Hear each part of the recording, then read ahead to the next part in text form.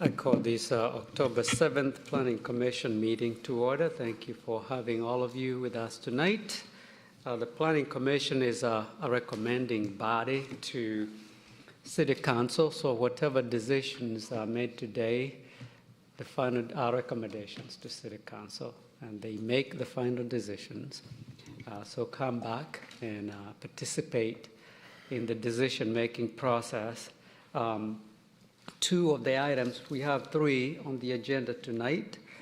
And I want to point out that CLUP 21-04, which is the KB/400 Partners Empire Communities, has been deferred by the applicant. So if you are here for that item, it will be heard at another meeting. The three we are considering is Kimball 154. The other one is Adora Daycare, and the National Veterinary Associations. There are two dates that they're going to be considered.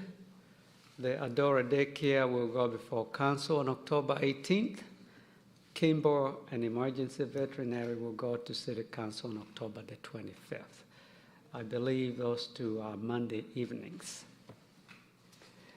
All right. The first item on the agenda is consideration of the minutes from the last meeting.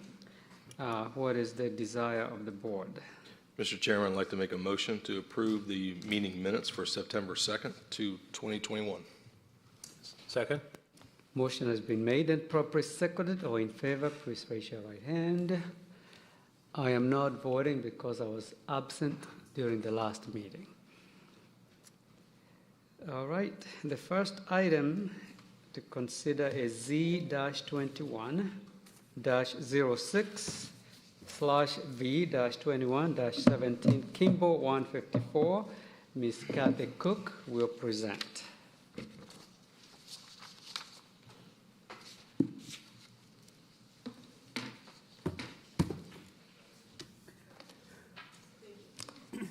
Thank you, Chairman, and good evening, Chairman and Commissioners. The first item, the location is shown to you on the screen, and the request, if approved, would allow for the adaptive reuse of the Bailey Johnson School and Gymnasium buildings, which were built in 1950, as well as the construction of a three-story, 120,000 square foot timber frame office building and structured parking on 4.44 acres.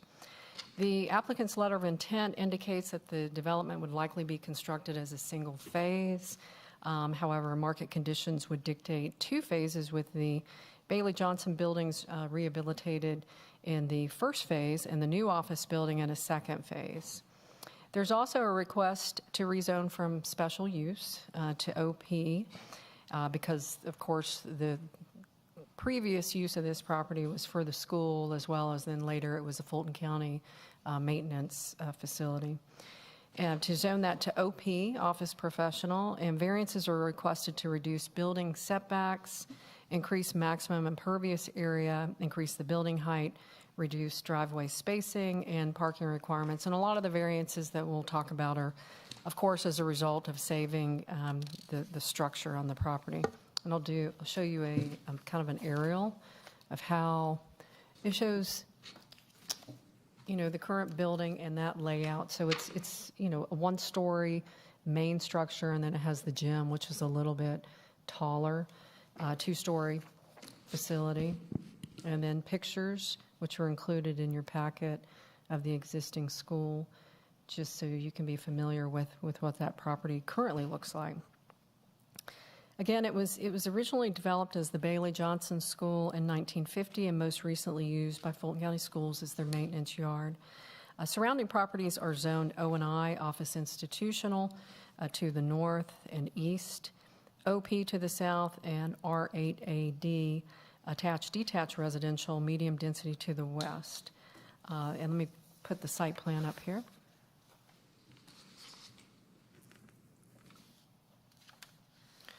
To the south is the property that is the diamond glass that came in. I don't remember if that was the beginning of the year or last, maybe the beginning of the year. Of course, used to be the St. James United Methodist Church, and that was converted for the office for diamond glass. And then Kimball Bridge Walk subdivision is located to the west. The property does have a comprehensive land use plan designation of corporate office, which allows the applicant's zoning proposal. And I included a table in the staff report that shows the list of the requested variances. Again, a lot of those hardships are related to incorporating the existing building on the property, the Bailey Johnson School and Gymnasium buildings. And also you can see from the shape of the property, it's unusual shape. There's topographic challenges which result in about a 50-foot of elevation change on the property. So a lot of the hardships that we're considering are because of those different challenges. They did include a parking memo to justify the requested parking variance, and the memo references an administrative parking reduction which is permitted under the Unified Development Code, which allows up to a 50% reduction for office and commercial uses on a historic property. And the Bailey Johnson School, it is approximately 71 years old, so it doesn't meet our 75-year requirement, although it's very close. So it's not currently designated as a historic property because it's 71 versus 75, but that's just something that they provided, that we've allowed that 50% reduction on parking on other historic properties.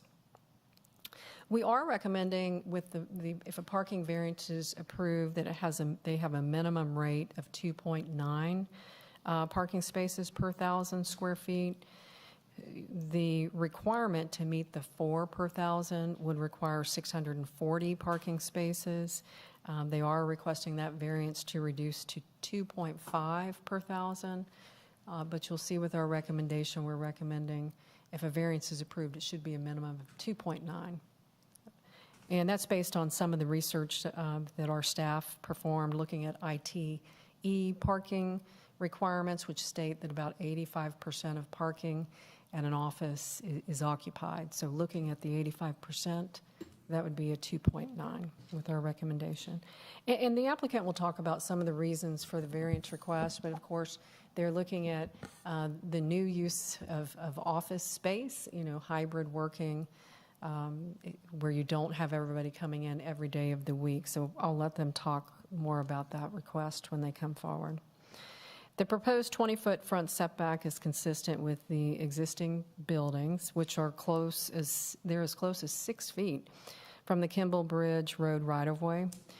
And as it relates to the request to increase the maximum impervious area of the site, it's recommended that at least 5% of the site have pervious hardscape or a green roof. And we also tie that request back to saving that existing building, because now, of course, with the building that they're proposing, it's multi-story, and you have the school that wasn't built multi-story. It's spread it out with the square footage and the footprint. The site plan depicts the 1-story, 20,000 square foot Bailey Johnson School building and 2-story, 20,000 square foot gymnasium building to remain on the southern half of the property. And then there's the new 3-story, 120,000 square foot building that's proposed along the front with the 2-level deck and then the 1-level parking along the front. They also have 4 different curb cuts that are proposed along the front. Small parking area, drop-off area here in front of the existing school. So you have the 2 curb cuts here. You have the main access to the 2-level parking that's located here. And then you also have the curb cut that's located across from the residential development that goes to the other level of the parking deck. An 8-foot sidewalk is depicted along Kimball Bridge Road. This would be a continuation of what we required for the Diamond Glass property. So a continuation of the requirement that they have for the sidewalk. Applicant submitted a tree survey and assessment, identified 10 good condition specimen trees on the property. They are depicting saving 2 of those trees, and that includes a 22-inch magnolia as well as a 25-inch magnolia, and that's along the street. And we are recommending that that the developer identify additional tree saves, which could include tree groupings and trees of quality as they go through finalizing their plan. They did provide a traffic study. The traffic study shows that the proposed development is expected to generate 177 a.m. peak hour trips and 178 p.m. peak hour trips. And of course, Kimball Bridge is a 2-lane roadway and has a capacity of approximately 15,000 to 18,000 vehicles per day. And according to our transportation engineer, development traffic can be accommodated at acceptable levels of service at existing intersections and the site driveways once the left turn lanes are provided. So as part of our requirements, we are requiring that the left turn lanes are provided. Of course, with that provides access to the residential as well as access to the development. So that would be a recommendation that they provide that if they're approved.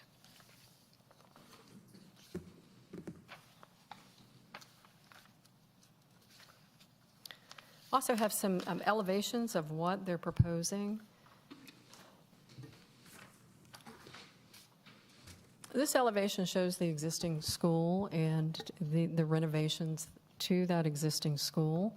You can see here that's the gymnasium building, and I have another picture of that.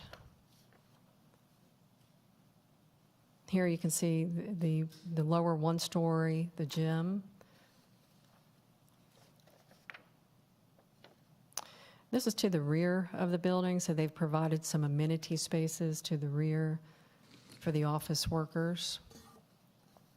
And then this is the new building, which is the timber frame building. And then this is a good picture of the connection. So this shows the connection between the old and the new, and how they've used materials to kind of bring that together, tie it together, as well as the architecture to tie the existing building to the new building.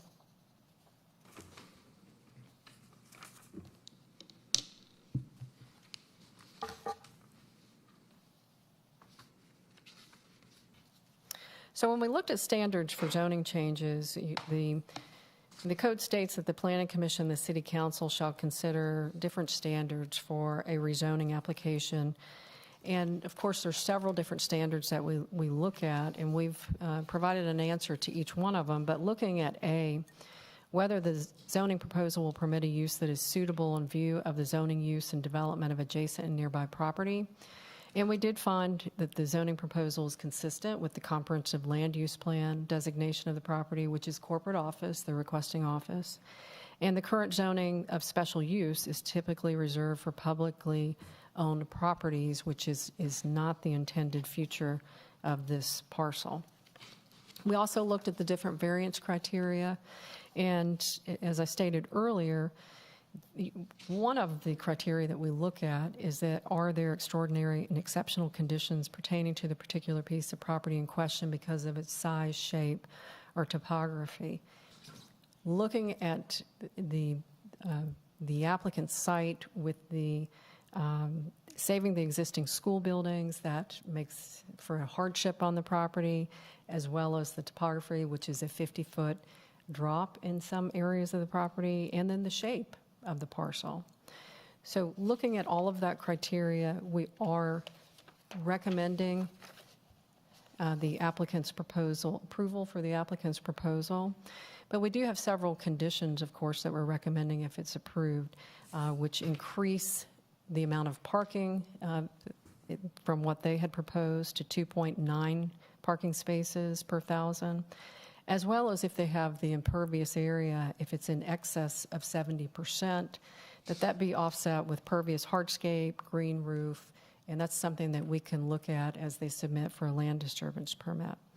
I'll also note that they did have the citizen participation plan that was provided to us, and they provided different comments that they had received while they were going through the citizen participation notification. They had two different meetings. One was on May the 27th. They also had one on June the 1st. And according to the applicant, attendees were in support of the proposed development.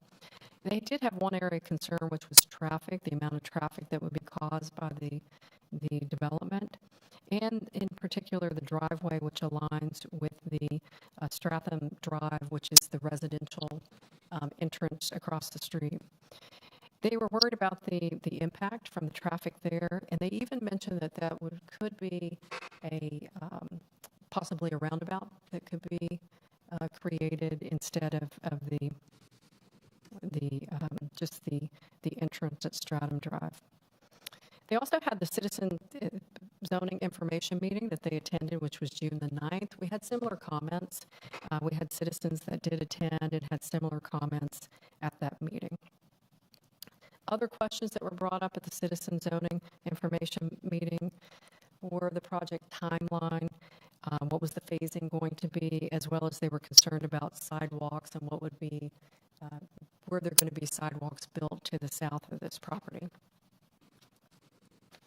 After consideration, we are recommending approval of Z2106, V2117 Kimball 154, subject to several conditions. Number one, the site consisting of approximately 4.44 acres shall be zoned OP, developed substantially similar to the site plan submitted by Kimley Horn dated 8/2021. Except for modifications required to comply with the conditions below, uses shall be limited to professional office, research and development, and support retail uses and conditional uses listed in the OP district regulations. 2, up to 25% of the office area may be used for support retail uses and council-approved conditional uses as listed in the OP zoning district regulations. 3, maximum building height shall not exceed 3 stories and 48 feet, which does not include the below-grade parking podium. And it never does include stories below, but we just put that in there for clarification.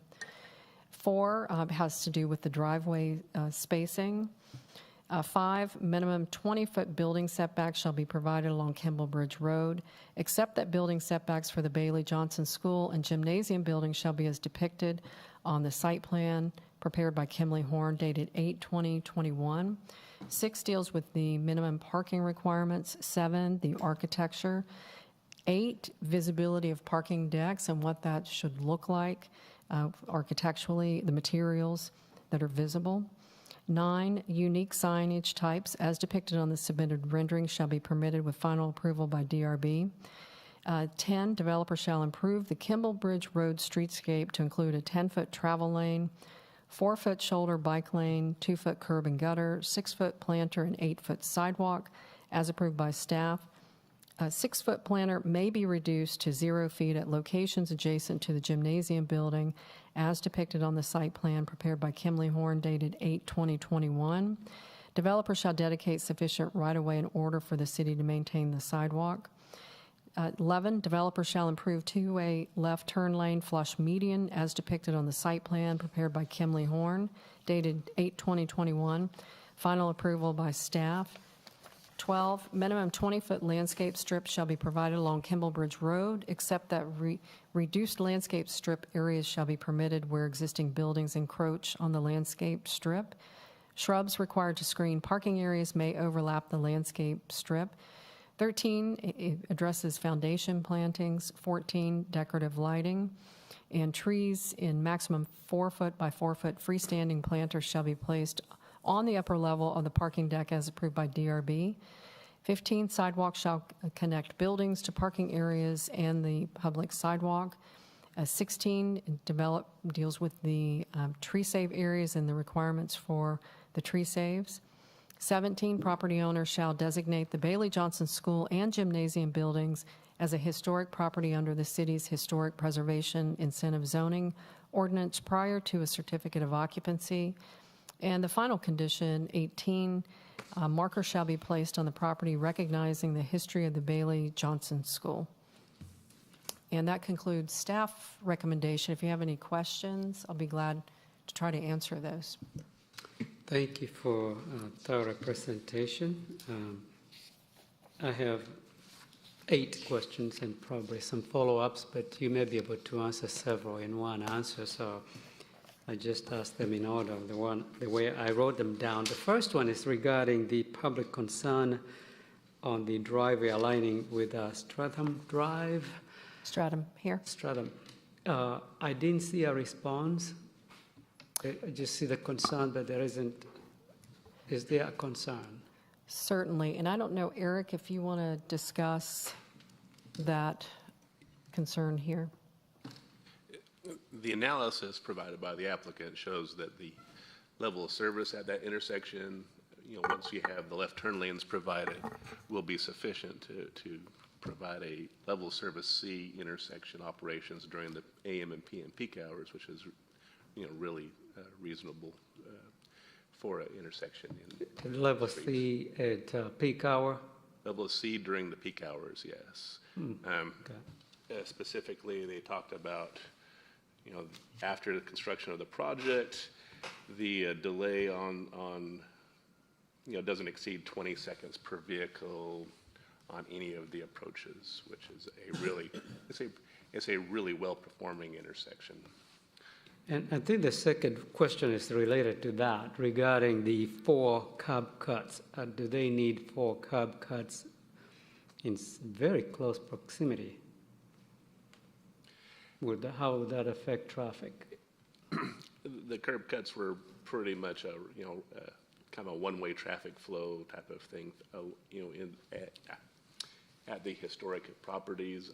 I didn't think that it would, really hinder the traffic too much. This, compared to other streets in the city, this street is fairly, open. There's less traffic on the street than most other streets. But the applicant could probably explain better how his traffic flow situation is and why they are requesting the additional curb cuts. And I think the third question is related to traffic, Eric, regarding the estimate of the capacity of the roadway. Is it based on build-out conditions at the current zoning? I think it was projected out to 2041. Correct. There was a concern as to whether we needed to upgrade the roadway to a 4-lane section at one point, was what Public Works was thinking. So we took traffic counts that we had from 2018 when this property was first being looked at and tried to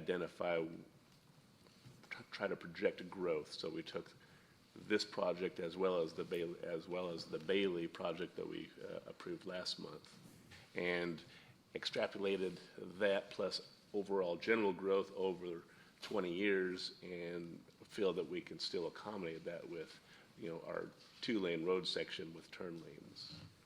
I know projections are based on data we currently have, but the biggest concern I had was, the restrictions on roadway widening. Would it be needed several years from now?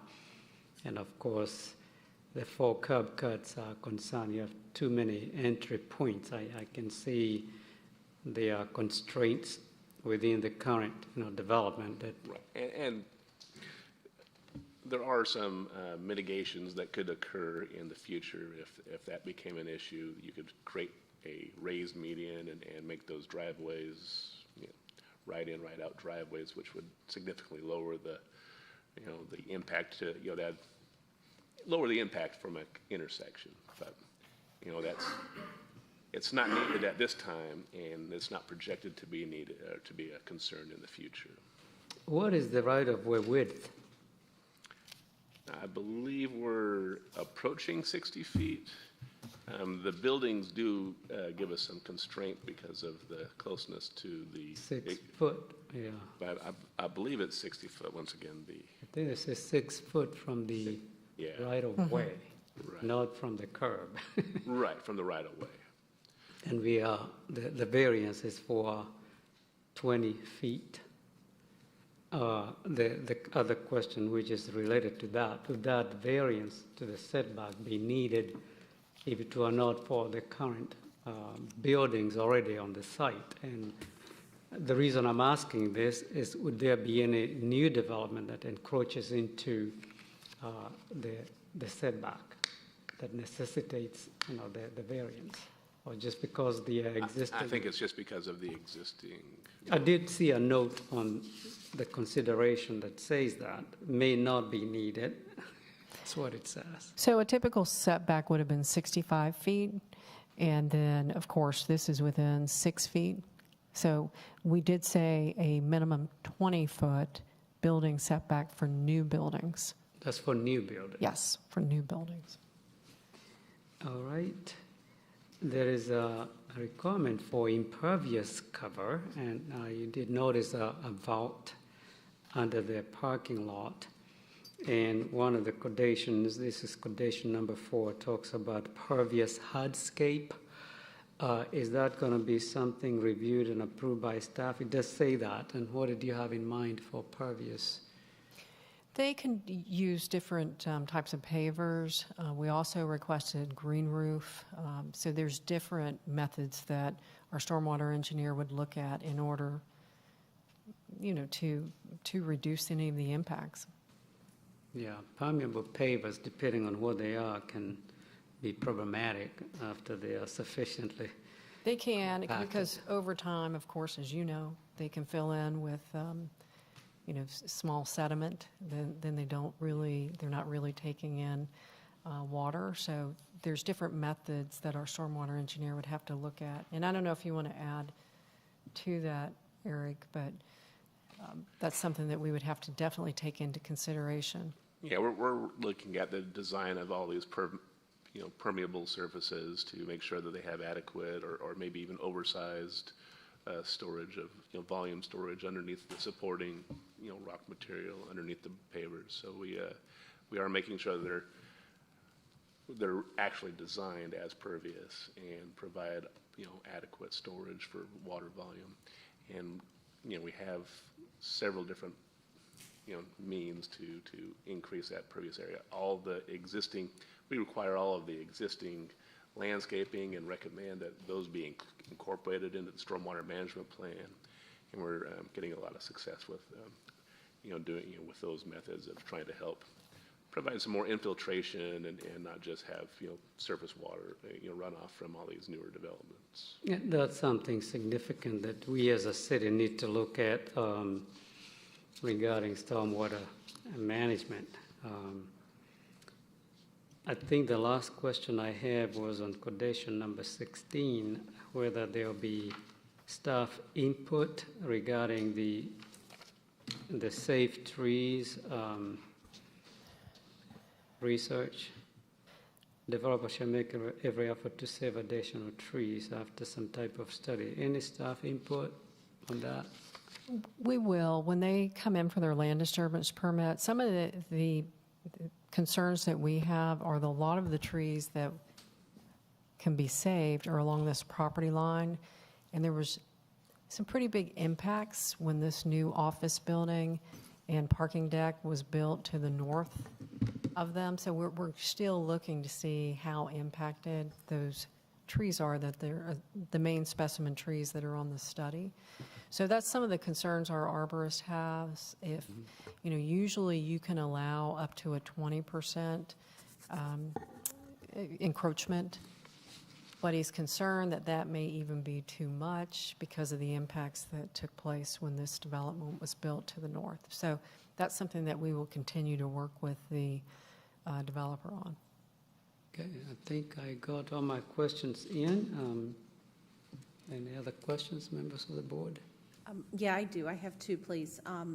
One question is, I just wasn't clear with the drawing, and maybe we have to wait for the applicant, but the parking deck encased into the building, does that connect to the back parking lot, or is it completely separate? Is there any interconnection? So this is this access under the building. So this is a separate access. Okay, that was one question. And then regarding the height. So I was a little unclear about the different heights of the different buildings, and I understand the grade and things like that. Sure. So looking at the property, you have what are the hotels behind, or is that an office? This is an office building next door. Yeah. So how does that, I'm just looking at the site plan. Do we know what the height of that one is? I believe that's 6 stories. Okay. I don't know if is it six stories? And then, at 48 feet, that building next door, which we didn't do any kind of a sight line to show, Okay. So I really couldn't tell you because it does sit farther back on the property, so it sits down lower to see what that looks like from the street. Okay. Any other questions? I had one. Eric, are there any traffic lights proposed for that road right there for any of the curb cuts in that area? The amount of traffic that's projected wouldn't generate the warrants, wouldn't meet the warrants required for a traffic signal. We try to make sure that there's going to be persistent, use of these or need for the traffic signal over an extended period of time, typically about 8 hours, during the day.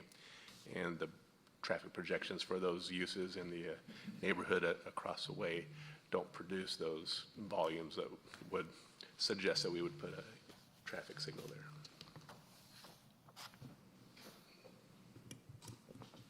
Kathy, I have a question about, you said that this, because the building's only 71 years old and not 75, but they've asked for a 50% reduction. Have we ever done that in the past for buildings that were close but no cigar? We haven't. I don't know that we have any that's this close either, to be honest with you, that's not on the list. So this is the only one that we've come across that's 71, so it doesn't quite meet that 75. Of course, they're pretty close. Yeah. And then also too, I mean, it was a county property, so it wasn't listed on our City of Alpharetta list of historic properties. But 71, I can't think of another one that's close. And so also, in terms of the architecture, we've not really required them to maintain the architectural integrity of the buildings because it's not 75 years old? Correct. And it's owned by the Fulton County School Board. So the school board doesn't have to comply with local ordinances or codes. Okay. Yeah. But they didn't meet that requirement anyway, since it was only 71 years old. Okay.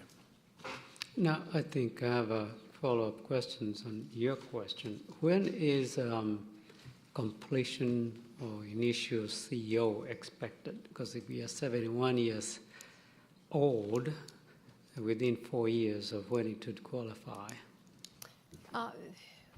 The applicant would have to answer that, but you can, with our recommendation, we did think that they had a valid, a valid point by stating that with the other reductions that have been given for historic properties that are on the list that are 75 years old. And we also put a condition in there saying that it should be designated. So by designating them as historic, then they would be eligible for that 50% reduction. So you can be 70, if you're 75, if the building is 75 years old, it would have been on the Automatic. list. Yeah.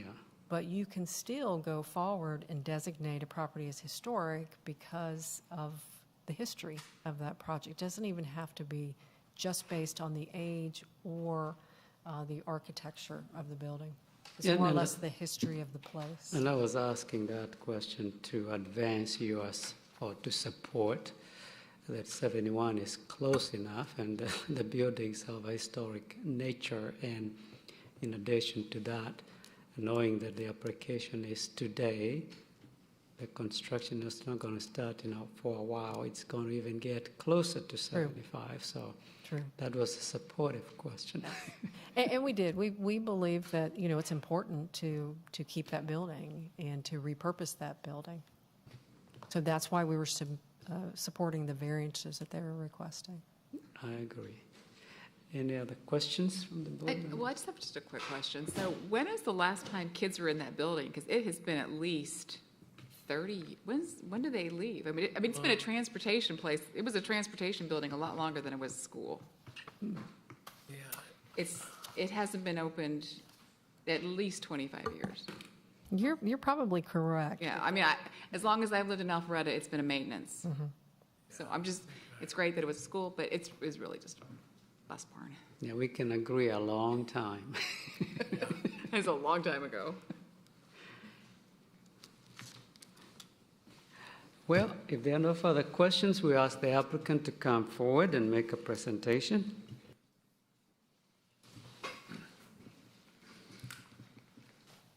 Thank you, Kathy.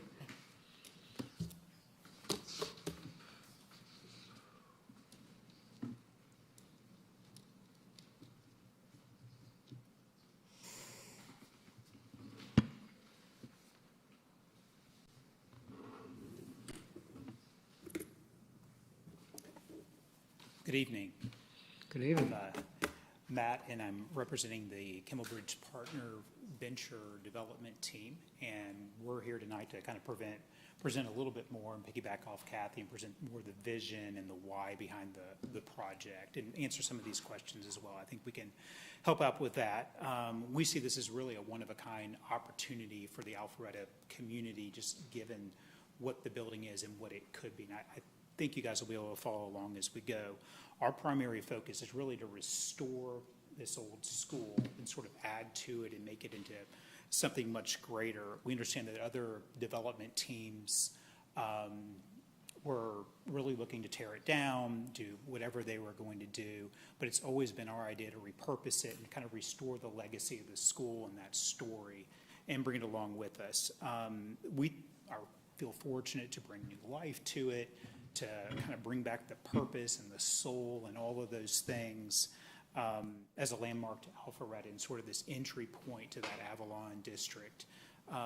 In researching the building, we found this old drawing. I think it was from the architect originally when it was drawn up, and we just think it's a kind of a neat little kind of relic commemorating what the building originally was.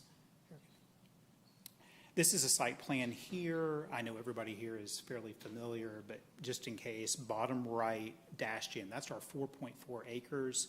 The school is 20,000 square feet approximately. The gymnasium, another 20,000 square feet. And then if you look just to the north of the gymnasium, kind of in the middle bottom of the page, that's where the new building is going. Kimball Bridge to the south, then the Avalon district to the north.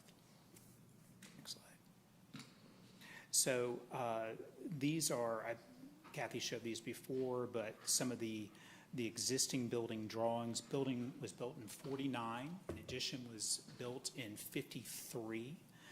And over the past 20, 25 years, as you were talking about, it's been a maintenance facility. We've talked to a number of people who actually went to school in this building, interesting stories coming out of that. And I think all of that is still in the Alpharetta community, has been really interesting to us. It is in some disrepair, but for us who are kind of experienced with these old buildings, it's got awesome bones. It's got great windows everywhere, brick structure. I think it's going to be great for the kind of creative office community that's building in Alpharetta, and there's just nothing like this to deliver. If you could go to the next page. So this is the gymnasium, and it was originally just a basketball court. The big windows were kind of like above the bleachers you see at the top. And then at the basement level were some locker rooms. And at some point, they came in and added a floor above, so imagine 12 feet up on the basketball floor, and turned it into more classroom space, more office space. So that's kind of what there is now, what's there now. But we really see this thing once we go through these images as a great front door to the Avalon district. So this is our site plan, kind of an aerial looking down on it. Again, on the far right, the school building sort of stretched into that corner of the triangle. In the middle of the gymnasium, everything's at these interesting angles, which I think is going to bring a great character to this as well as you're coming up and down Kimball Bridge. And then on the far left is the timber frame office building, 120,000 square feet. So all in all, 160,000 square feet. And then we pulled that office building up really so we could kind of hide the parking behind. If you look to the north of that, Kimball Place, big parking lot in front, we just think it's better sort of urban design that kind of matches what Alpharetta is aspiring for. Go to the next slide. So this is our project inspiration really for the new building. It is kind of this feel of timber, like an old loft building on the inside. And for us, it's about sustainability. It's about these tech companies, creative companies that are really interested in that. And then the big soaring windows, the open spaces, and we just think it's going to be a great character to match and complement what the school can be. If you go to the next slide. And this is our material palette here. So we're thinking warm, inviting colors, bronzes, wood tones, stone, masonry. Again, scatter this throughout the project and try to connect everything together into a solidified, kind of cohesive campus would be the idea. Next, I'm going to show you a series of before and afters. I think that's what was missing before. You've seen the renderings, but I wanted to show you what it is before. So this is standing on Kimball Bridge, sort of looking the gymnasium on the left and Bailey Johnson School on the right. And so all that asphalt out front, if you've seen it lately, it's basically the entire length is asphalt. We'd be tearing that up, adding just 10 parking spaces up front, and that's really for accessible parking, and which is needed because of the grade change, and a few drop-off spaces as well. But you can see we're integrating landscape everywhere, and then just bringing everything up to kind of a brand new condition for the office users here. So this is looking north. The gymnasium is straight ahead, school building on your right, and on your left is Kimball Bridge. And here's the new vision for that space. So we're imagining these outdoor spaces that so many office users really want to have around their complex for community, to bring, and post-COVID, bring people outside, inside, have more of those opportunities. And again, you can see the color, the landscape, all the things that kind of connect this together and make it feel like something really unique. So this is, you saw the picture earlier, this is what we call the Back Knuckle. Most people have never seen this vantage point of the building. This is in the back, it's gated. This is looking back up at the gym and back up at the school building, and it almost looks like a lean-to in between. If you could go to the next picture. And so we've turned that into our real social hub outside for this project. It has stadium seating in it, people can have outdoor meetings, and it's really the thing that, so from the front, it'll greet Kimball Bridge, but from the back, this greets people who come in, visitors and office users, and brings them into the site as well. You see there's like a brown sort of tower there. We are putting in a 3-story elevator, but we talked about that 50 foot of fall on the site. We have accessibility issues. These old schools just weren't built this way. So we're trying to improve that for the users of the property as well. This is standing on the other side of Kimball Bridge on the sidewalk, gymnasium on your right, and then on your left, there's sort of this kind of overgrown brush, and this is going to be our main entry. If you change the slide. Okay, so this is where we interject the new building next to it, and we have an entry drive. This is a main entry drive that someone coming here for the first time would find, and you can see the school building and, the gymnasium and the new building are almost identical in height. So we're not going, even though there's a 48-foot instead of a 40-foot height variance, it's about the same height. So we want to kind of keep that whole scale along Kimball Bridge as someone's driving along it and not go over what the historic building or historic era building is. This is looking just north of that, more down Kimball Bridge to the north. So beyond this brush is going to be Avalon down the hill. And this is how the building sort of sits on the edge of that hill. And you can see how the grade sort of falls off as it goes down the hill. And that's part of that variance as well. The topography is creating a uneven sort of definition of what that grade is. And off on the right are sort of vision of what kind of inspired us to create these moments with this new building. And this is from the back again on the sort of old gravel parking lot, the gymnasium on your left, and then you're looking out towards Kimball Bridge. And so this is standing in the back parking area looking towards the renovated gymnasium and then the school building on the right. Again, you can see the sort of height similarities between the two. And this is the application, the sort of site plan that we submitted here. And I do want to say we are in agreement with the comments from the planning department and going to just accept, the comments that they gave, and we'll integrate those into the project moving forward. And part of that is the parking, what we originally asked for. They asked us to move to a 2.9 ratio. We're fine with that. We've looked at, talked to the tenants and the brokers in the area, And those numbers are more than enough for for what we need at the building. We looked at the ULI shared parking manual as well, and our peak weekday parking is 403 spaces, and the 2.9 would be 465 spaces. So we have some additional parking in there as well. And when we talk about groups that the actual, changing to remote working, staggered times of working and everything, it works really, really well for what we're trying to do. There was a question about entrances and having 4. So for the parking, the 2.9 ratio that we're serving, we have 2 entry points. And if you look at this slide, the one on the right, there's 2 red arrows. Those are the 2. I think they're around 265 feet apart rather than the 300 that's recommended. And it has to do with just the site constraints. We can't go any further south in the gymnasium. We can't go any further north in the other entry. And with the 400 plus parking spaces, we feel like it's necessary and helpful to get people in and out of it efficiently and not clog up the entry drives. And then the other piece, the 2 other entryways, right now there's this huge sort of paved area that just kind of bleeds into Kimball Bridge. Closing that all off, adding the sidewalk, curbs, and all of that. But we have, I think it's just 10 spaces here.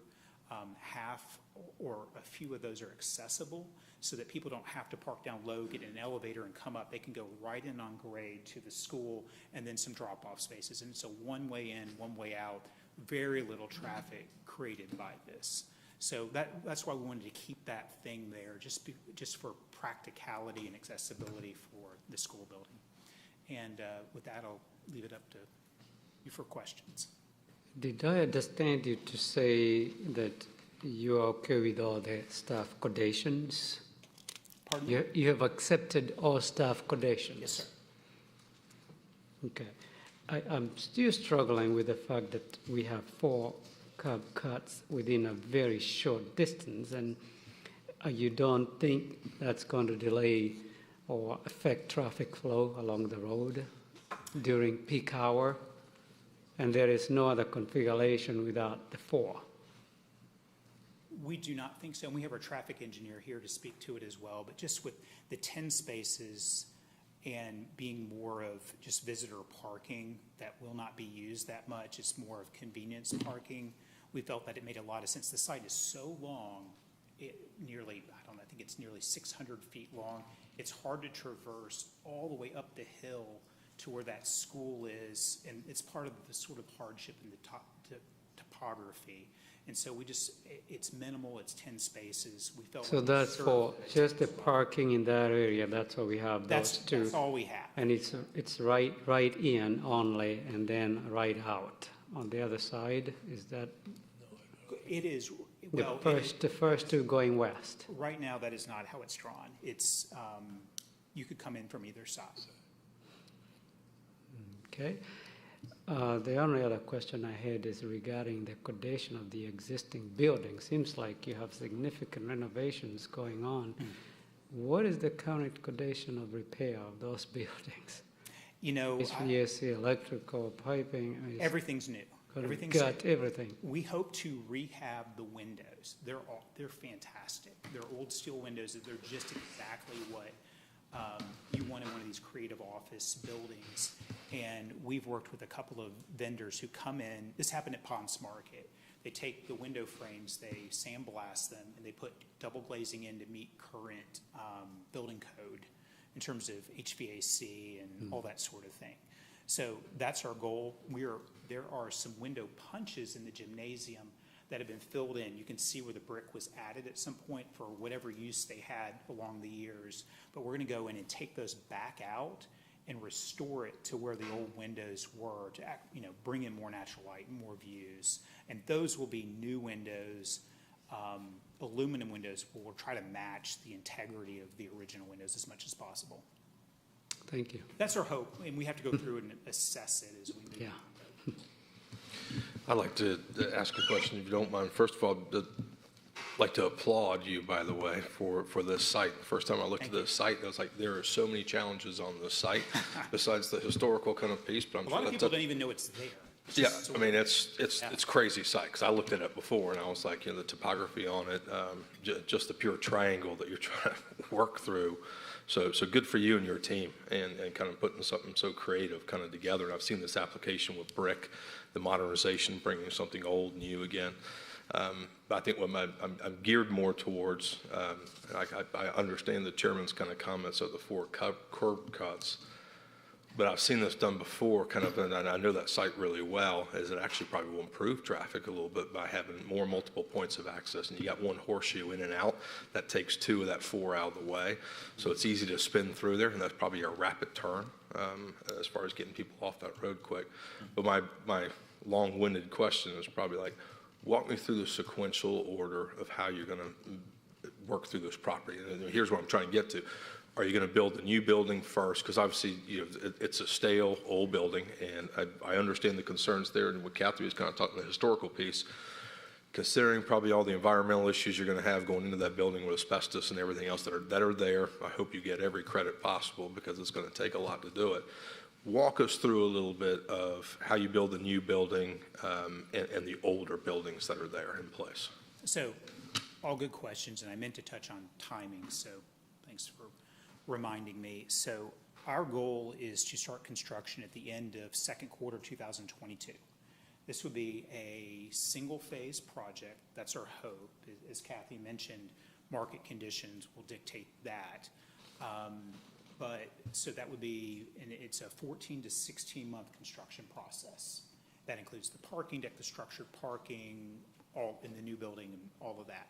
And then tenant improvements, some would start during that process, and those would extend out a little bit further. Now, the existing building will deliver faster. The shell's already there, rehab the windows, we have to do all the abatement that needs to happen. It's got everything. I mean, it's the way these old buildings are. And so it will deliver much faster. And if it's delivered by itself without the whole site, it's more 1 year and it's done. And we'll have to build the parking to, support that to the same sort of ratios we're talking about. But we are moving quickly and with much focus as we can to get the whole thing done at once. And we're just hoping, the debt, equity, and everything can allow that to happen. So again, late second quarter 2022, groundbreaking, 14 to 16 months construction. So just confirming with the old building first, then new building second. And that, our goal, we'll do it all at once. So all Okay, so there's concurrence across the whole all the site. same subcontractors come in. When we do mechanical systems, we'll do them all at once. We'll do all of those things at once. And then parking, depending on exactly the final plan, whether it gets built first in the back and then they move up and start on the buildings, all that. There's details there, but that's the plan. Thank you. I do have, sorry, go ahead. I'm sorry, I was just going to say the before and after pictures are very impressive. It's nice to see the change that could potentially be there. I still am on the curb cuts, though. So you're saying that the bottom 2, I guess, essentially, are not right in, right out, as it's seen here. Not as currently designed. They've been left in, right in. Okay. And condition 2 talks about 25% of the office space could be used for retail. So this is where you're intending that retail parking to be, is in these spaces, those 10 spaces, where are you intending for them to be? So any retail parking, and we don't have a plan right now for Sure. retail. It's in the zoning, sort of the rights are preserved. Sure.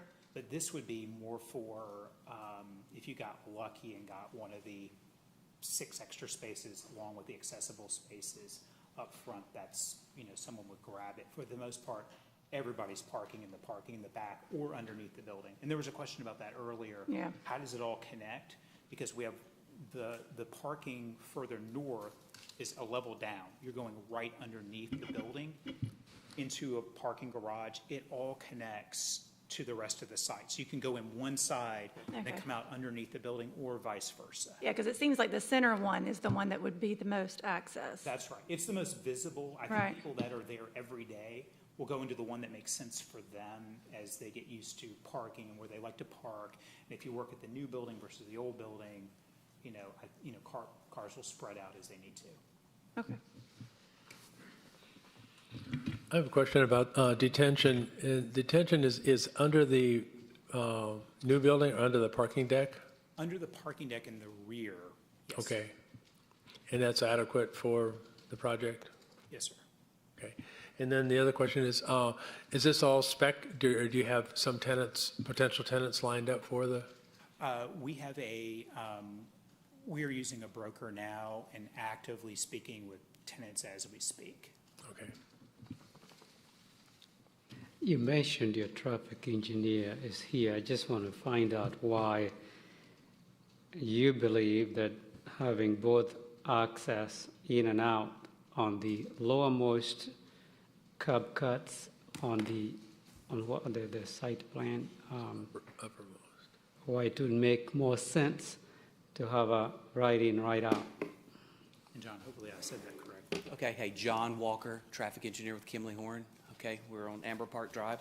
In fact, our office building, we can see this property from our office. So really, there's two driveways that are the main driveways. Those, the one at the farthest north and then the one in the middle. There's been a lot of discussion about these two on the southern end. It's like a little circle drive, right, that has very few parking spaces there. The critical thing about this is that's where kind of the ADA is. He mentioned the elevator that's going to be attached to the gym. That's going to be pickup drop-off for the handicap ADA type users. So we're talking low traffic, but important users. And that's the pickup drop-off for ADA, okay, handicap.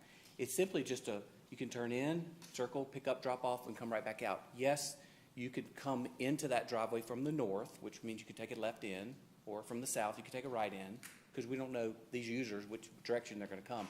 But the volume is so low. And there's only, I think, 8 or 12 parking spaces, 8 parking spaces in that little circle area, in case you had to park and wait for somebody to come out to get in the car and then leave. I would just say it's a low volume, but it is a critical user group that we're trying to serve. And it's at the existing building and the existing gym and where the elevator is going to be because of the multi-level in the gym that he mentioned earlier.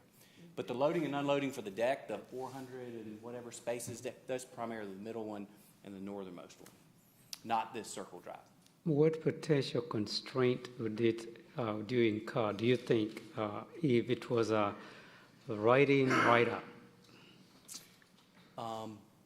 Well, I guess if I was coming from the north and I wanted to turn left into there to drop a handicapped person off, I'm not sure how would I just pass it and go down to a signal and make a U-turn and come back? That would be awfully inconvenient for just a low volume movement. And then leaving, so let's say you want to leave, you drop someone off and you come and you want to take a left out. It's such a low volume and it would be a very easy left turn left out of there. So I don't know. I don't know. I would probably, yes, Eric. I would like to add also that, our, frontage improvement is going to have that center turn lane go all the way through their property. There is a turn lane? There's a center turn lane. That's on the northernmost and the middle one, I believe. Right, but it also will connect to the development to the south, and so that center turn lane, is intended to be carried all the way through.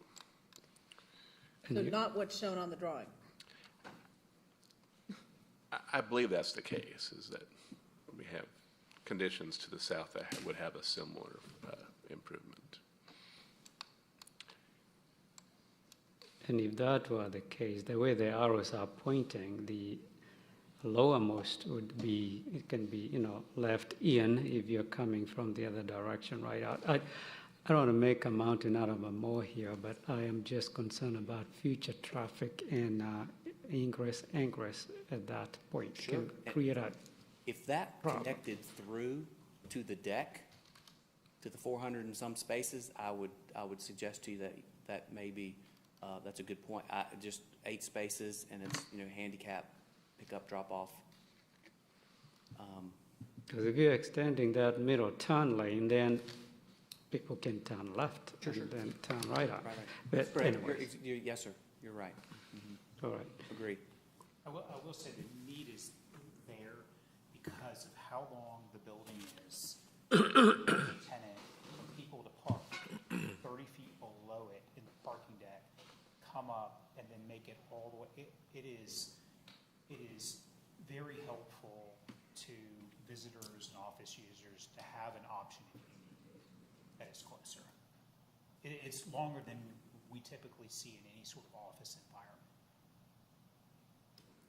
All right, any further questions for the applicant? Are you finished with your presentation? Oh, you're just answering questions. All right. Any other questions from board members? Well, hearing none, they can always ask questions later when we consider the items. I'm going to open the meeting for public comments now. Anyone in favor, please come forward. Seeing none, you can sit down now. Thank you. Anyone in opposition, please come forward. No one in favor, no one in opposition. Oh, there is one. Yes. I'm in favor. Okay. They called your name. Please state your name and address for the record. My name is Pat Tatum Miller. I live at 13040 King Road in Milton, and I am the President Emeritus of the Alpharetta and Old Milton County Historical Society. So my purpose here tonight is to explain to you why this is such an important building. It is probably the most historic building, although it misses by 4 years, that remains in this area. And the reason it is so significant is that for many years, up until Bailey Johnson opened in 1950, the black education, free public education in North Fulton stopped at the 7th grade. If they wanted to go to high school, they had to enroll in an Atlanta public school. Most of them went to Washington High School, which is way downtown. They had to pay tuition, and they had to provide their own transportation. This meant several things. One is that very few blacks who lived in this area ever got a high school diploma.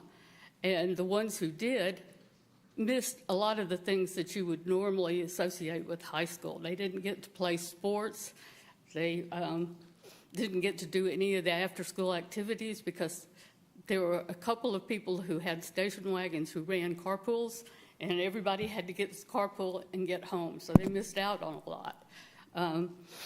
And although we tend to call it Bailey Johnson High School, it actually opened in 1950 as the Alpharetta Colored School, and for the entire history of the school, it had elementary students as well as high school students. And it was built to serve 4 communities. One is Sheltonville, which we now call Shake Rag, Alpharetta, Groveway down in Roswell, and the second or third year that it was open, they added the northern part of Sandy Springs to the student body. And it was always a very small school, but it was the heart of a community. And when I first moved up here, I met some of the students who had graduated from there. Of course, at the time, they were all in their 70s. And I can tell you it was quite a shock to me when I realized I'm 5 years older than Alpharetta's most important historic building. But they had such a strong emotional connection to the school that I thought, we need to do a marker for this. And we, quite frankly, have done the marker. It's in storage at the moment because we didn't want it to get run over by whoever bought the property's construction crews. But Kathy Cook and her folks put us together with the developers, and we've worked together to create what I think is going to be something truly historic and truly unique to preserve the history of the school. The alums are going to provide a lot of photographs, memorabilia, and we've talked about ways to tie the new building into the fun spirit of the school. You may wonder why it's called Bailey Johnson. Hard Bailey was I lost a word here. He was a blacksmith in downtown Alpharetta. One of the restaurants in Alpharetta City Center is designed to look like his blacksmith shop, and he bought a farm out on Kimball Ridge. That's where the school is now, and he donated the land. And Warren Johnson was actually a Roswell resident who was born into slavery and just became a very big advocate for black education in the area. So the students asked to have the name changed from the Alpharetta Colored School. The first graduating class chose the name Bailey Johnson. And when Bailey Johnson closed in 1967, what makes this building as historic as it is it ended segregated education in North Fulton County. So I hope that, if y'all have any questions, I'd be glad. Very fascinating. I was wondering whether the applicant has considered having you and somebody write the history and put it in the building, because that is, I can listen to you all night long. Well, thank you. If anybody has any questions, I'll be glad to answer them. Thank you so much. Anyone else in favor or in opposition? Seeing and hearing none, I will turn this over to the board for consideration. And I would entertain a motion and or discussion. Francis, one of the things that it seems like it's a concern to some of the people is that the turning in and out on that upper level. And I think that the traffic engineer made a good, compelling argument that out of the 469 spaces, there's only 8 spaces there. So the volume of traffic going in and out of there is going to be very negligible. So I don't really see the need to be too concerned about that as far as a right in and right out. That's just my thought.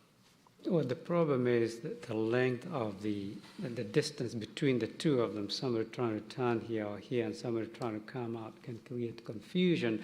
That would be something that I would recommend looking at again with probably Eric or somebody and see whether you can improve it. If it's going to work, I'm perfectly fine with it.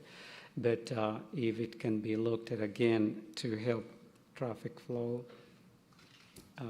let's do it. I'm not going to suggest a condition to do that. So I'm going to, once again, kind of thank the applicant really for your investment in Alpharetta, taking on such a challenging site and kind of making something old new again and kind of keeping a historic marker that's there. So I do want to kind of resonate a little bit of all the challenges that Kathy has said that this site has and how that overcomes some of our normal conditions that we kind of have on the property. It is an unusual site, has topography, has historical kind of pieces on there. Because this isn't a new design, we're kind of working with ingress and egress that's along that piece of property, looking at what they have and the easy kind of drop-off points. Here in our traffic expert here kind of talking about the elements that are there on that road. And the congestion, I think we're okay. So with that, I'm going to make it an immediate motion to approve Z-21-06, V-21-17, Kimball 154. Second. Motion has been made and properly seconded. Any further discussion? I would echo what the Vice Chair just said. It's a great, not only an investment, but a commitment to maintain these historic buildings, and it's taken a lot of thought to put these together. This is not an easy job to do. I'm in full support of it, and I think it's going to really improve that corridor significantly. All in favor, please raise your right hand. Motion carries unanimously. And this will be heard on October the 25th by City Council.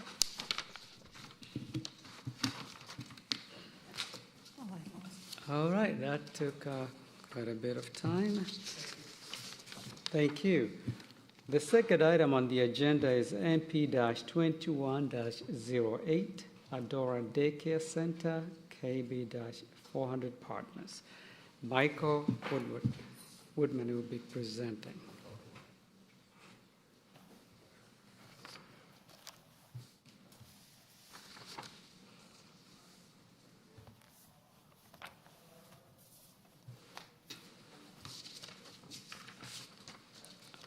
Yes, so you can keep me straight.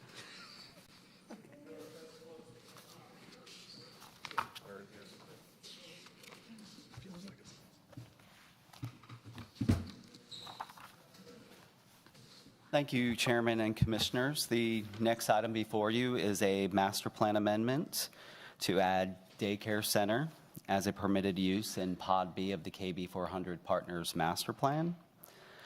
This is also located within the North Point overlay. Adora Child Care proposes to reuse a vacant 4,172 square foot building formerly used as a Wells Fargo bank with drive-through. And I have the location map on the overhead. The property is located at 5750 North Point Parkway. It's located at the northeast corner of North Point Parkway and Rock Mill Road. Have some street elevations. This is looking at the building from Rock Mill Road. This is looking at the property from the intersection of Rock Mill and North Point Parkway.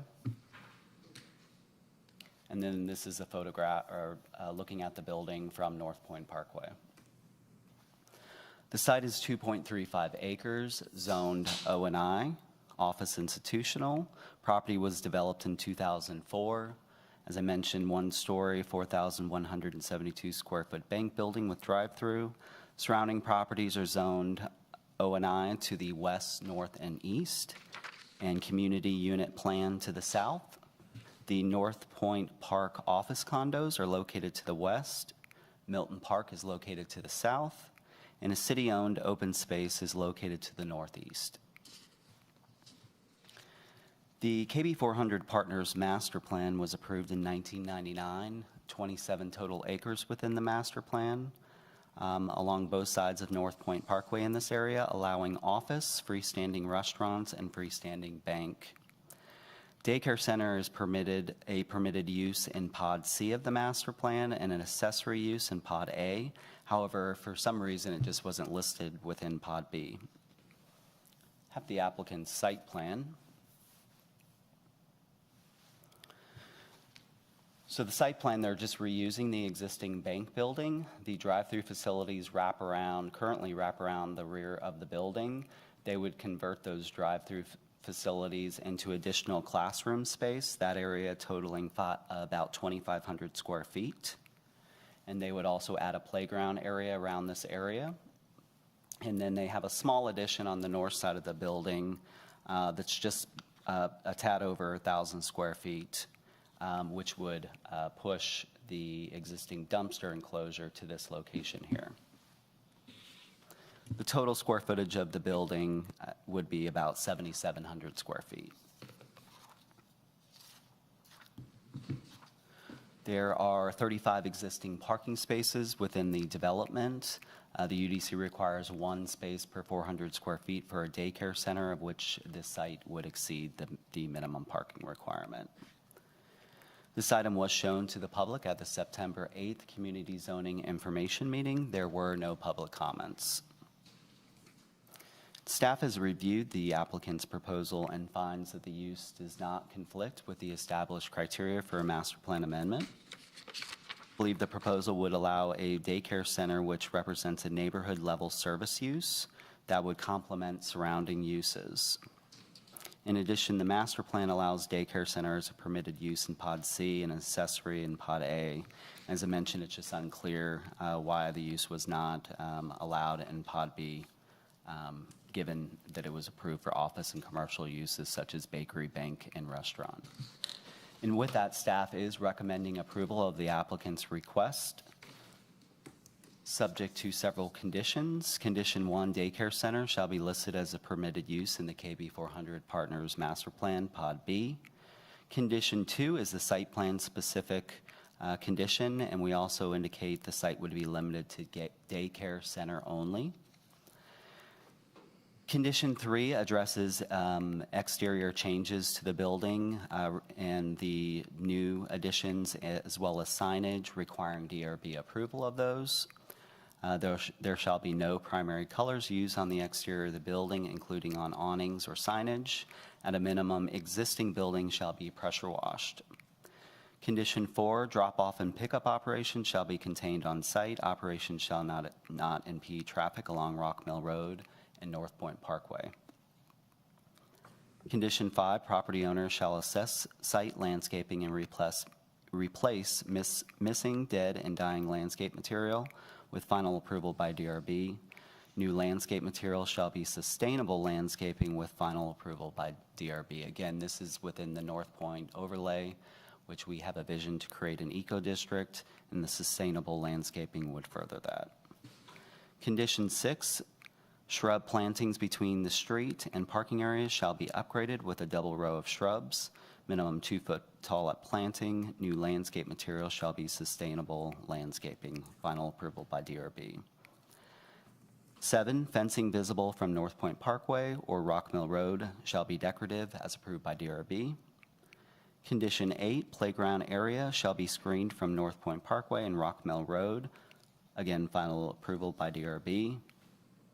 The dumpster shall have a, condition 9, the dumpster shall have a brick or stone enclosure with painted metal doors and shall be heavily screened with landscaping with DRB approval.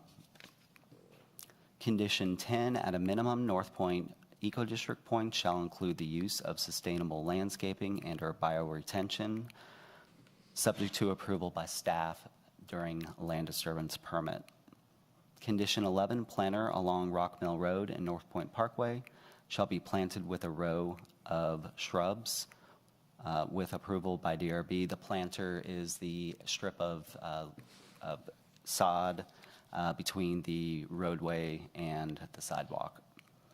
Condition 12, existing mechanical equipment on the south side of the building shall be screened as approved by DRB. And that concludes the presentation. If you have questions, I'm happy to answer those. Michael, we're not going to have kids locking themselves in a bank vault all night, are we? I hope not. Not sure if that was staying or leaving, but I had to go there. Sure, I was curious about the same thing. It was. Thank you, Michael. It's a short and sweet presentation. Any questions for Michael?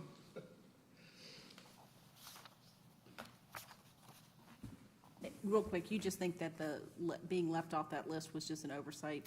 I do believe that it's an oversight. I looked was throughout the surprised when I master read it. plan. Yeah. It didn't quite make sense. One thing I didn't mention, and only because it has not come before you or the city council, we do have a request on the adjacent property, also within the same master plan, to rezone that property from office to allow for a residential development. This will be coming before you next month. It's scheduled to come before you next month.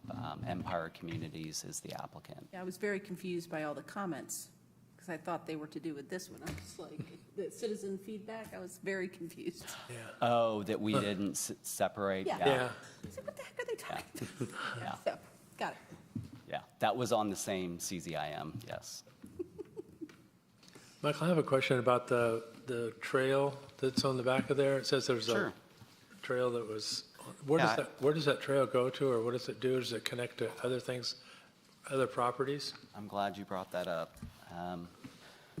So when the bank was developed, the master plan did require, had open space requirements, and they actually dedicated this strip of land here and constructed a trail. There's actually stairs leading down to the trail from North Point Parkway at this point.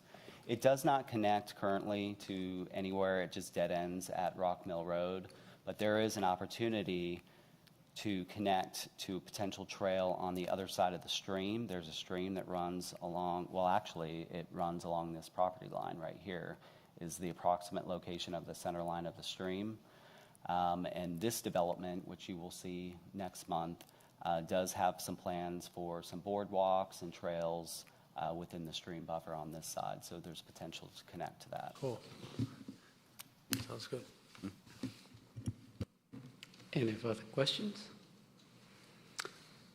Well, we're going to ask the applicant to come forward and make a presentation.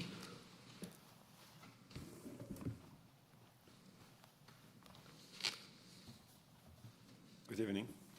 Good evening. Aki Faiden, I'm the owner of Adora Childcare.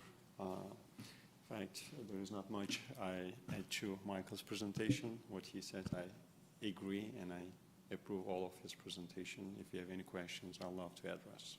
This is going so well, Michael. And then, Mr. Aiden, if you don't mind to just state your name and address for the record, that would be great. Keith Aiden, 10 Ridgedale Way, Simpsonville, South Carolina, 29681. The reason I didn't ask you to give the address is because I thought you already had it. It's the applicant. All right. If the commissioners wants to ask you any questions, you can do that now or anytime during the discussions. Does this have pre-K also, or is this just daycare? This is just daycare. Daycare, okay. Yes, sir. How many kids can it hold? So there will be about 7, 8 classrooms, depending on the ratio of the age groups. So we have not determined, it will be later on. Okay. Because we have to rehab everything Sure. to determine the numbers. Yes. Do you have the daycare centers or this? Yes, is I the already first? have 2 daycare centers in Greenville. This will be an extension of my existing daycare in Greenville. How many did you say? You had 2 more? I have 2 more, yes, sir. Where are they? Greenville, South Carolina. Oh, Greenville, South Carolina. Okay. Why this location? How did you decide to come to Alpharetta? I come to Atlanta so many times for different business purposes. I have the other businesses as well. So I decided to turn my daycare business into a franchise, a chain. So I pick Atlanta and Virginia for my 2 initial locations. I already put a contract in Virginia, Chantilly, Virginia, and the other is Alpharetta. So my goal, hopefully, from here to expand. Where are you originally from? Turkey. Turkey? Yes. Good. Excellent. What a melting pot America is. Thank you. You're welcome. Going to ask whether anybody in the audience wants to talk in favor. I'm assuming you're applicants for another one, but okay. Thank you. So no one in favor, no one in opposition. So public comment is open and shut.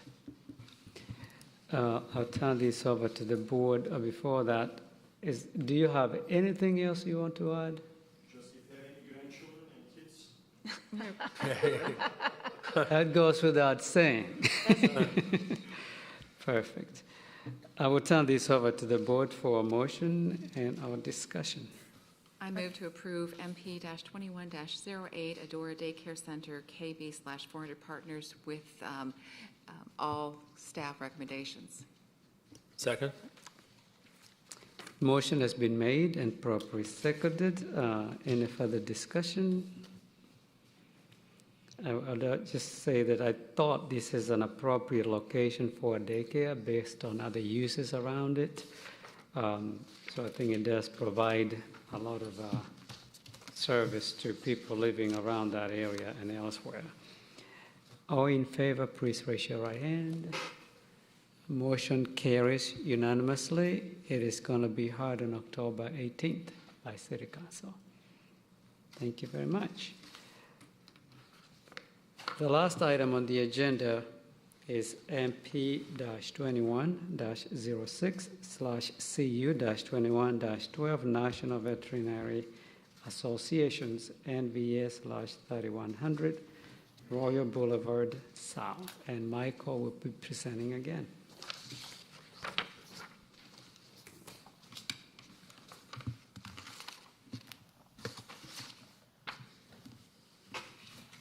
And again, thank you, Chairman and Commissioners. The next item before you is a master plan amendment and conditional use to add Animal Hospital Small Animal as a conditional use in Pod 12, the Royal 400 Master Plan, and to allow National Veterinary Associates, NVA, to operate in an existing 20,580 square foot building.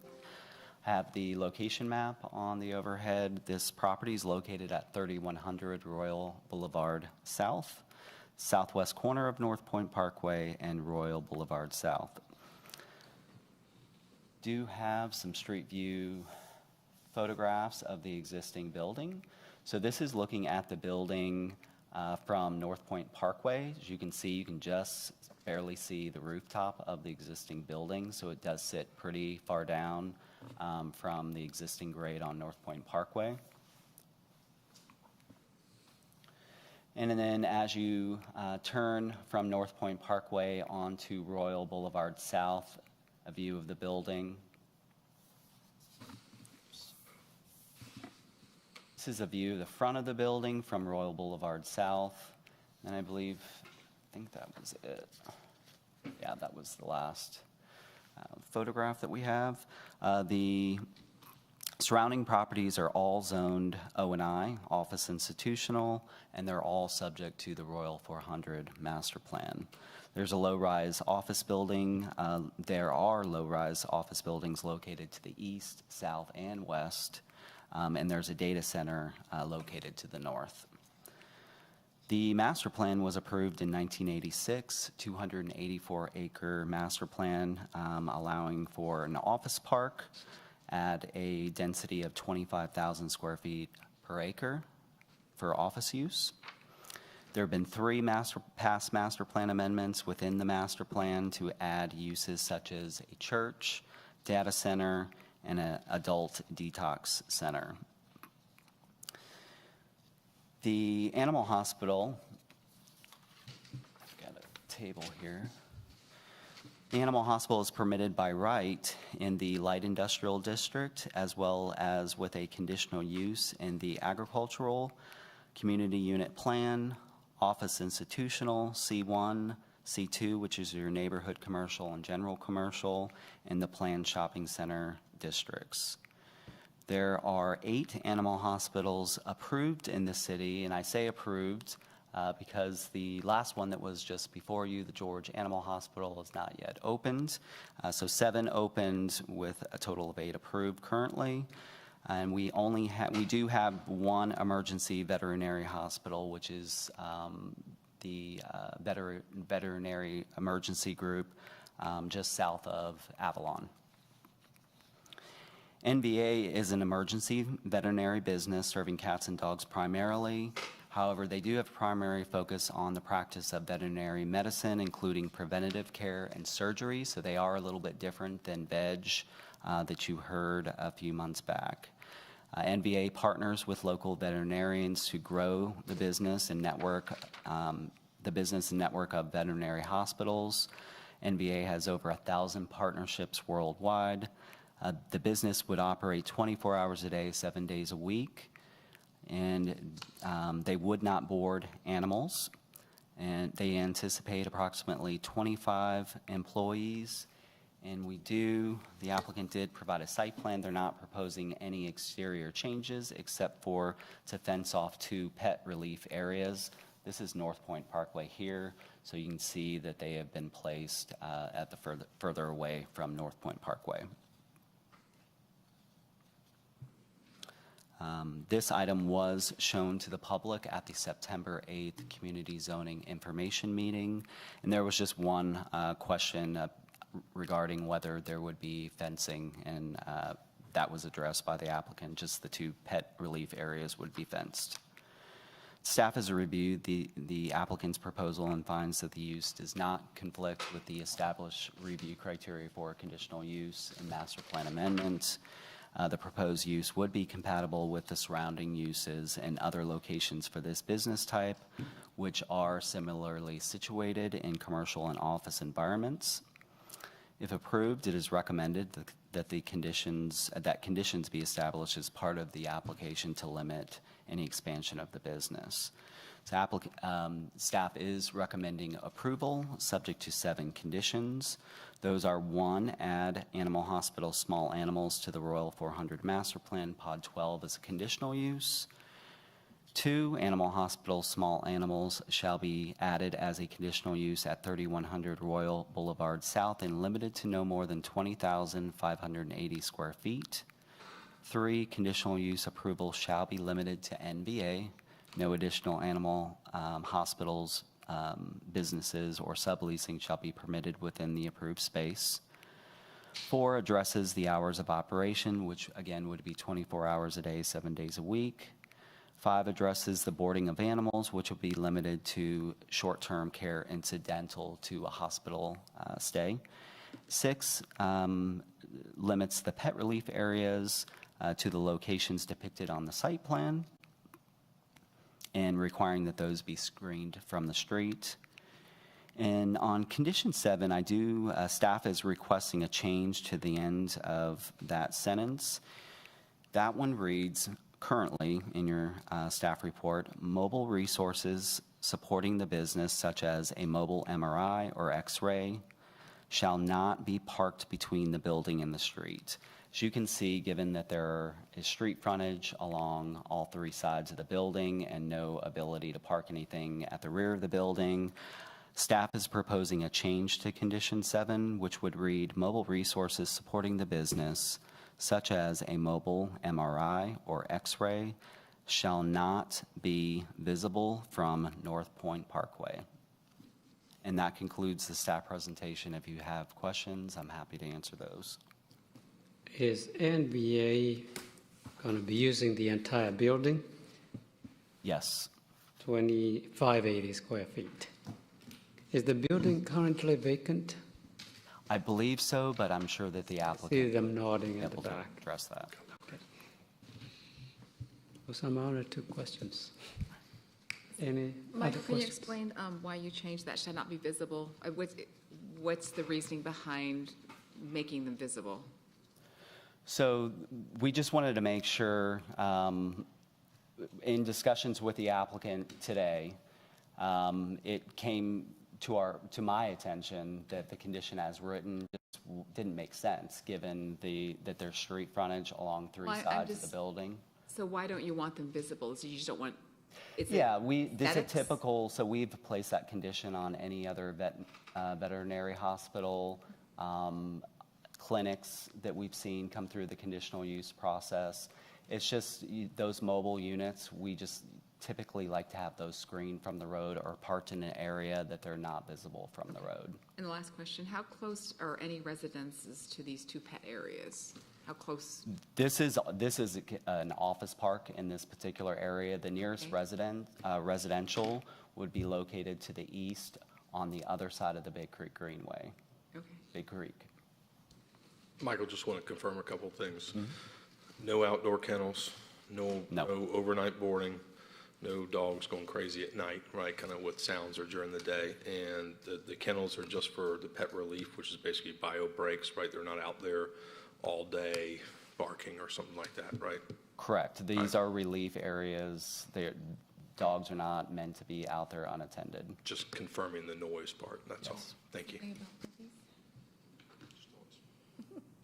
What was the distance to the other emergency vet facility that we have in Alpharetta? It is. Yeah, that one's already up at Avalon. I believe it was So it's substantial. a good mile away or more. More than that. It's across the street from Avalon on Old Milton. Yeah, it's directly south of Avalon, Okay. Within the park. Sushi park. place used to be. Yes, yes. Okay. Yeah, it's well over a mile away. We did check the distance. I apologize. I thought that I had identified that. That's fine. We have a visual Yeah, I just view. want to make sure it went close. That's good. Yeah, approximately 1 mile to the north. Okay, thank you. Michael, just so the commission is clear on exactly what it is they'd be voting to recommend, when you said, when the question was no overnight boarding, incidental to a hospital stay, could there be an animal that might stay overnight if there was some sort of procedure done? Correct. The intent is not to allow any kind of kenneling. They're not to be overnight boarding. The only reason an animal would need to stay overnight is if they went in for surgery and they kept them overnight for observation. Just confirming there's no service of multiple dogs overnight or pets overnight. That is Okay. correct. Except There for is emergency not. situations. Okay, thank you. Any other questions? All right, not at this time. I'm going to ask the applicant to come forward and make a presentation.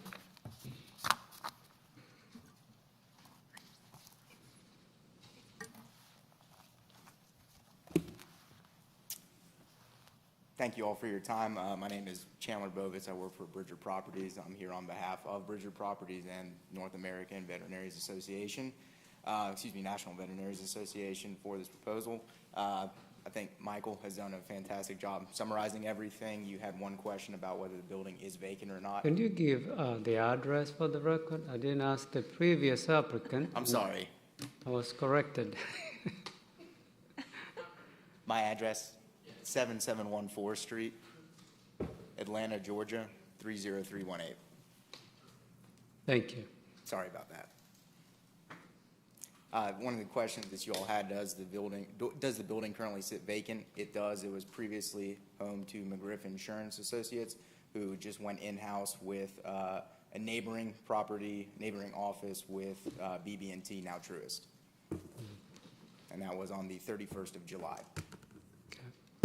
So with that, I'd be more than happy to answer any questions you all may have. Thank you. Any questions for the applicant? How many animals do you anticipate treating a day? Treating a day, we would anticipate our peak hour is 73 cars, so I would estimate probably about 300 animals a day. Sorry, not 300. 100 animals. What are people? Good number. Okay.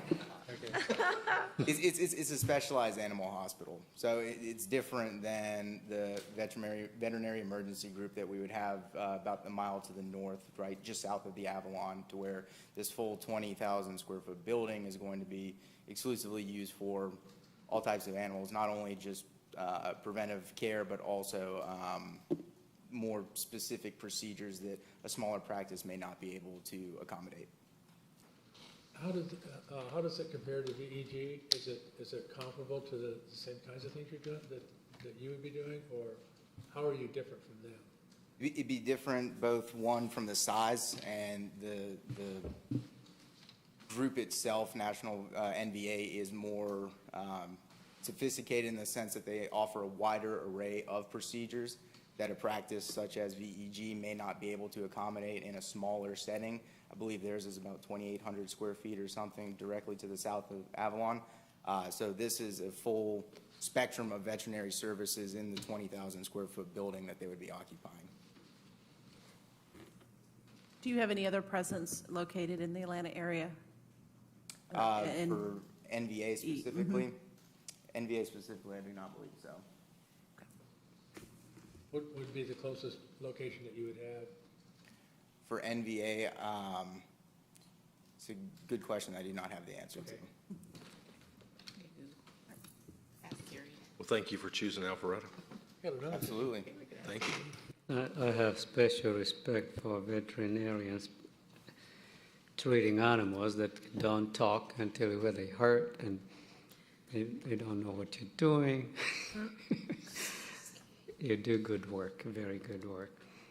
If there are no other questions, and I don't see anyone else in the audience who would like to say something, anything? Anything? He covered it. All right, thank you. A little bit of an overestimate, but other than that. All right. Thank you all. Thank you so much. I will turn this over to the board for discussion and our motion. Any other comment? I'll make a motion then. Mr. Chairman, I'll make a motion to approve MP-21-06/CU-21-12 NVA Emergency Veterinary 3100 Royal Boulevard South, subject to the following conditions, including number 7, mobile resources supporting the business, such as a mobile MRI or X-ray, shall not be visible from North Point Parkway, which are the notes from staff. Second. Motion has been made and properly seconded. Any further discussion? I'd just like to note on that particular change, we say a mobile MRI or X-ray. Do they come in trucks, mobile trucks? It's a common practice in the veterinary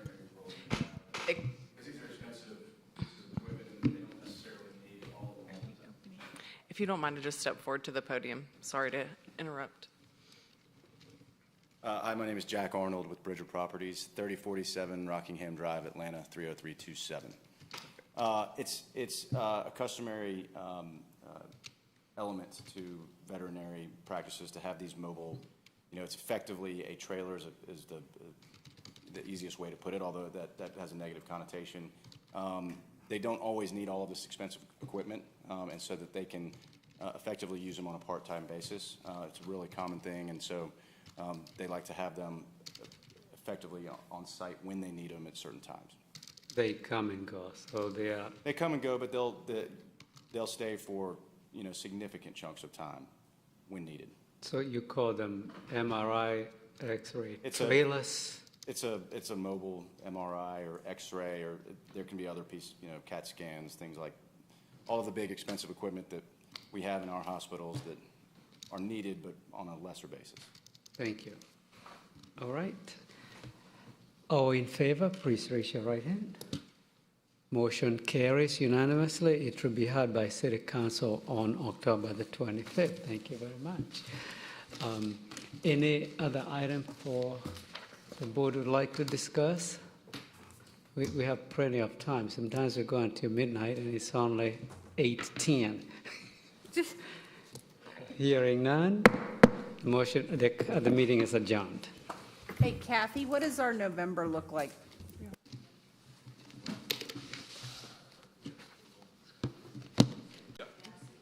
Motion. Site.